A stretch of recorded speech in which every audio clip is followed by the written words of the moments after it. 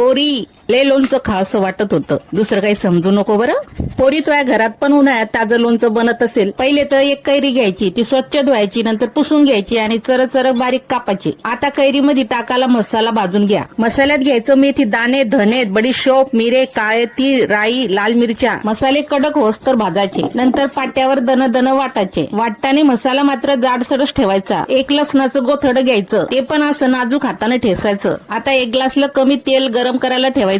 तेल गरम होस्तर कैरीमध्ये मसाले टाकून घ्यायचे. मीठ, हळद, वाटेल मसाला सोबत त्याच्या लाल मिरची, लसूण. गरम तेलामध्ये हिंग टाकायचा. लगेच अर्ध तेल कैरीमध्ये वतायचं. उरेल तेलामध्ये काळे तीळ आणि राई टाकायची. आता उरलेलं तेल पण कैरीमध्ये वतायचं. करा आता इकडून तिकडून. झालं आता लोणचं घ्या भरणीत भरून. पोरी बघतेस काय ठोकेक लाईक. हे ताजं लोणचं फ्रीजमध्ये ठेवून महिनाभर खाऊ शकतो. पोरी मी सांगते तुला, जे वर्षाचं लोणचं आपण बनवतो त्यापेक्षा पण जाऊ ह्या लोणच्यामध्ये असते. एका कैरीचं का होत नाही, पण लोणचं करून आता घ्या खाऊन.